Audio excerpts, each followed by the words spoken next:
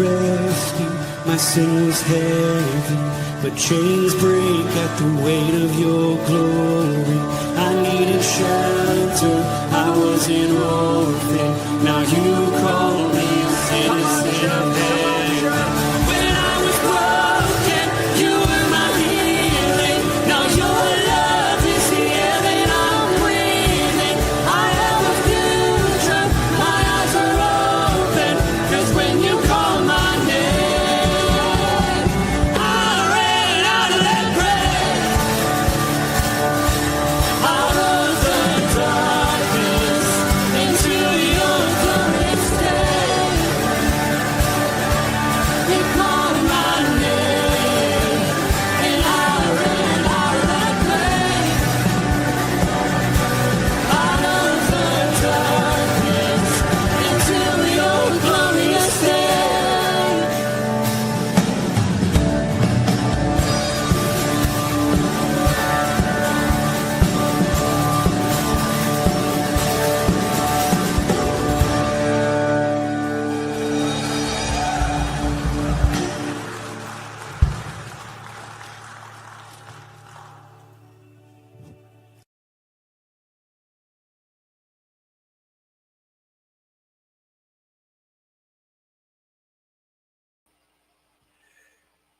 Good morning and blessed and happy Monday morning. Pastor Tom, Firmly Rooted Church. I hope that you had an opportunity to be involved in the service, whether in person or online yesterday, as well as the Bible study. I think we're hitting on some things that are I don't know, important to life and to relationships. We are in Ecclesiastes chapter 5. I'm going to begin at verse 8. And before we do that, let's say hi to a few people. Let's see. I'm out there on X. There's Ken Gooch. Good morning, fellow brothers in arms. There's Steve. Good morning. Steve Skopik. Good morning. Bert Reggiani. Good morning. Well, and quite a few other people are out there. All right. Great to have all of you. Let's hit the verse because we're going to my verse 20. So I want to make sure that we get this devotion in and hit it good. Let's see, add to the stage. Let's do that. I think that works well. All right, the vanity of wealth and honor. If you see in a province, and by the way, some of this is going to maybe sound for some of you applicable to life in America today. If you see in a province the oppression of the poor, and the violation of justice and righteousness. None of that, huh? None of that ever happens in the United States. The violation of justice and righteousness, the oppression of the poor. Do not be amazed at the matter. For the high official is watched by a higher, and there are yet higher ones over them. But this is gain for a land in every way, a king committed to cultivate fields. Now, again, he's talking about the kingdom of this world, right? Notice, the high official is watched by a higher, and there are yet higher ones. It doesn't matter whether it's the United States or any country, big government will just feed its corruption, right? You'll get layers and layers and layers and layers of people who all need their share. And what happens then? The poor are oppressed, and justice and righteousness are violated for their sake because they're gaining. As he says, this is gain. For the average person, no. For the powers that be, right? For the powers that be. I'm reminded when Samuel was trying to tell Israel, you don't need an earthly king. God is your king, and he'll bless you if you just have the right spiritual leadership. And all they said was, no, we want to have a king just like all the other nations.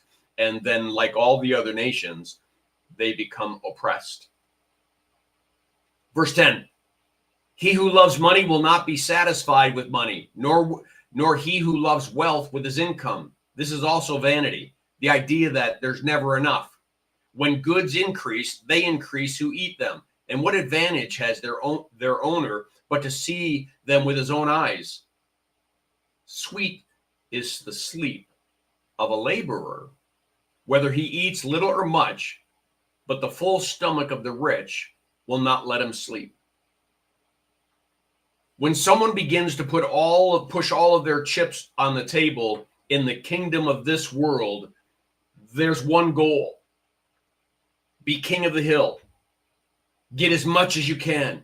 Acquire wealth and power and prestige and all these kinds of things. Make a name for yourself, only to find out that you die like everyone else and you lose and leave all that behind you. Hence, Jesus says, what good is it if someone were to gain the whole world, control of the entire world, but forfeit their soul? Verse 13, there is grievous evil that I have seen under the sun. Riches were kept by their owner to his hurt, and those riches were lost in a bad venture. And he is father of a son, but he has nothing in his hands. 1 minute it's there, 1 minute it's not. Because one of the things they don't realize is God is the giver of all gifts. He can give and he can take away. He can take away the wealth. He could cause business to be destroyed. He could make things happen. Or worse yet, you could lose your life. And all of a sudden, what was the purpose of all that flailing and all that striving, right? It's vanity. As he came from his mother's womb, he shall go again, naked as he came, and shall take nothing for his toil that he may carry away in his hands. Naked we came into this world, naked we're leaving. We came in with nothing, we're leaving with nothing, unless we put our treasures in the kingdom of God, where moth, rust doesn't corrode. This is also a grievous evil. Just as he came, so shall he go. And what gain is there to him who toils for the wind? Right? Boom. What good is it? You spend 50, 60 years toiling, amassing wealth, doing this, doing that, or maybe not amassing wealth, just toiling and never getting ahead.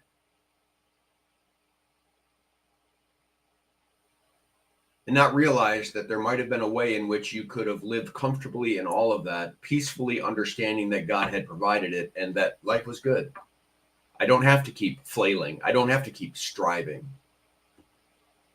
Verse 17, moreover, all his days he eats in darkness, in much vexation and sickness and anger. He begins to look at the wealthy, of which he was, and says we're not any better off. Matter of fact, we may be worse off. We're vexing and stressing and over all of these things when the laborer is thankful that they had a job, that they were able to bring food to a table, and that they were able to feed their family, and they're at peace. Not so the one who keeps striving on that hamster wheel.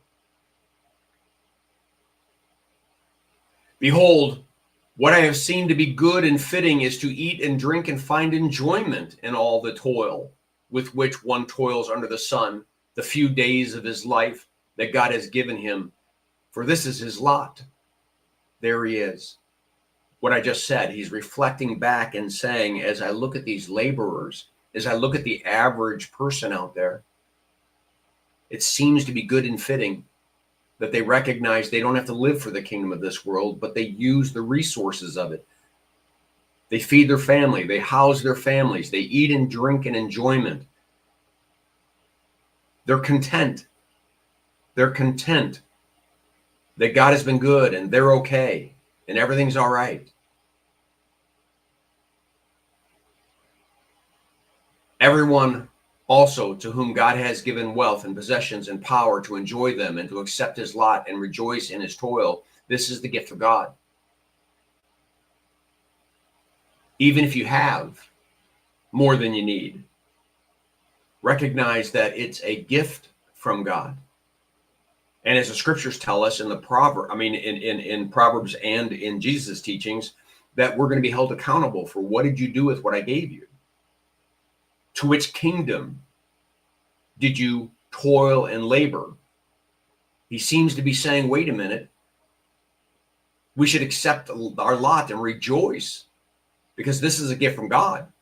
And hence we do this as unto the Lord and not for men. Verse 20, for he will not much remember the days of his life because God keeps him occupied with joy in his heart. Ecclesiastes, the writer, Solomon, I believe, is so desperately wanting to contrast and compare a life with God in it and a life when God is not in it, whether you're wealthy or not. There's a difference because all of a sudden God in a life brings meaning, purpose, hope, peace, certainty. A life, whether wealthy or not, without God is a chasing after the wind. It's meaningless. It's meaningless. All right, let me pull this out of here. Let me see who else came on board. I can't remember if I mentioned Steve Skopik. Good morning, Bert Reggiani. Good morning. What? Happy birthday, Steve Skopik. Happy birthday, Steve Skopik. There you go from Steve Drew and now me and all the other guys are going to start popping in a second. Happy birthday. Hope you have a great day, Steve. All right. I think that's it. Let's get back over here. Blessings on your day. Make it a firmly rooted day and may someone see Jesus in us today. Peace.